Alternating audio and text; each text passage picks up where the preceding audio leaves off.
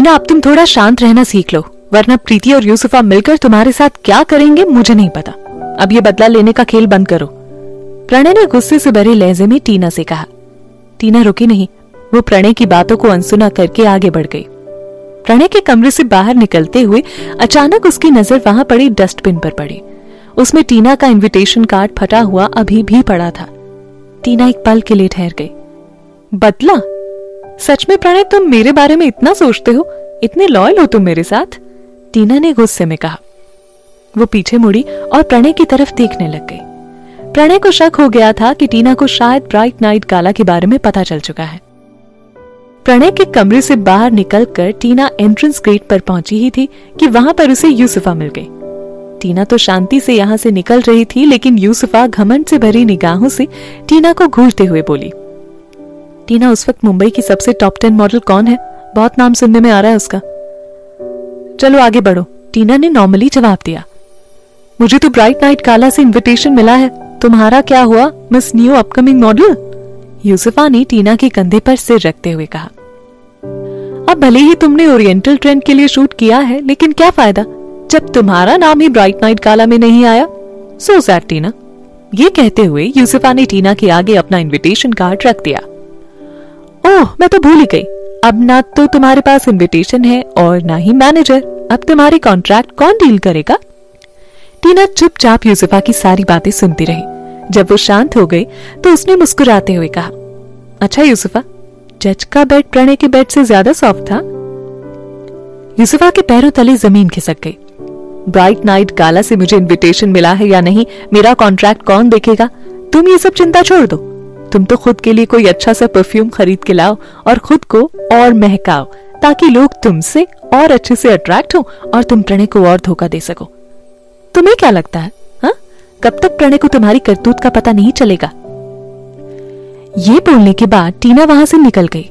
यूसुफा स्तब्ध होकर खड़ी रही। उसकी आंखों को देखकर उसके दुख का अंदाजा लगाया जा सकता था। टीना तो वहां से बाहर निकल गई, लेकिन यूसुफा अभी भी मूर्ति बनकर वहां खड़ी थी। यूसुफा जब से इस मॉडलिंग इंडस्ट्री में आई है, वो सिर्फ दूसरों को गिराने और खुद को ऊपर उठाने में लगी रही। वरना अगर 4-5 सालों तक कोई मॉडल इस इंडस्ट्री में मेहनत कर ले तो वो नामी मॉडल बन सकती है। लेकिन यूसुफा के ऊपर अभी भी सिर्फ बी ग्रेड की मॉडल का टैग लगा हुआ है। बाहर रितिका चेहरे पर कुछ अजीब सी मुस्कान लिए हुए कार में टीना का इंतजार कर रही थी। टीना ने उसे देखते हुए कहा, क्या हुआ, ऐसे क्यों देख रही हो? मैं तुम्हें कहीं ले जाने वाली हूँ। ये कहकर रितिका गाड़ी चलाते हुए टीना को मुंबई के सबसे महंगे और ब्रांडेड स्टोर पर ले गई। तो मुझे यहाँ क्यों लाई हो? टीना बाहर निकलने से डर रही थी, कहीं उसे फैंस न घेर लें। तुम्हारे लिए लड़ाई का सामान खरीदने ले आई हूँ, रितिका ने कहा। रितिका टीना को लेकर स्टोर्स के वीआईपी एरिया में ले गई। वहां नीले रंग का सूट पहने बैठा रणविजय पहले से ही उसका इंतजार कर रहा था। टीना को देखकर वो उठ खड़ा हुआ और उसकी तरफ बढ़ गया। पीजी ग्रुप वाले नहीं चाहते कि तुम ब्राइट नाइट गाला अटेंड करो, लेकिन मैं तुम्हें वहां का सेंटर ऑफ अट्रैक्शन बनाना चाहता हूँ, रणविजय ने टीना को अपने गले से लगाते हुए उसके कानों में कहा। टीना को रणविजय के पास छोड़ने के बाद रितिका वहां से चली गई। टीना को इस वक्त रणविजय के बदन की गर्मी का एहसास हो रहा था। तुम आज बिजी नहीं हो? मैं कितना भी बिजी रहूं, लेकिन तुमसे बढ़कर मेरे लिए कोई काम नहीं है, रणविजय ने टीना के कानों पर अपने होठों से चूमते हुए कहा। अच्छा, तुम्हें मैंने बताया क्या कि मैं ब्राइट नाइट गाला का स्पेशल गेस्ट हूं? टीना एक पल के लिए शॉक्ड हो गई, लेकिन फिर उसे लगा कि आरआर इंटरनेशनल ने इतने अवार्ड्स जीते हैं, उस लिहाज से रणविजय का स्पेशल गेस्ट बनकर आना कोई बड़ी बात नहीं है। जब से हमारी शादी हुई है तब से ऐसा पहली बार होगा जब हम एक साथ किसी स्टेज पर आएंगे। हाँ, वो एचएफ वाले इवेंट को मत काउंट करना। सो ये अपॉर्चुनिटी मेरे लिए बहुत इंपॉर्टेंट है और मैं तुम्हें इस स्टोर पर इसीलिए लेकर आया हूँ क्योंकि इनके पास कपल के लिए ऐसे डिजाइन किए हुए कपड़े मौजूद हैं जो कि पूरी दुनिया में सिर्फ एक ही पीस है। हर पीस सिर्फ यूनिक है और एकमात्र है। ये सुनने के बाद टीना को समझ आ गया था कि रणविजय क्या कहना चाहता है। वो चाहता था कि इवेंट में दोनों एक दूसरे से मैच करते हुए कपड़े और ज्वेलरी पहने, क्योंकि वो अभी लोगों के सामने अपनी रिलेशनशिप का ऐलान नहीं कर सकता था। इसीलिए वो टीना के साथ अपने रिश्ते का एहसास खुद ही करना चाहता था। वो कहीं भी जाए और कहीं भी रहे, हमेशा टीना के पति होने का एहसास करना चाहता था।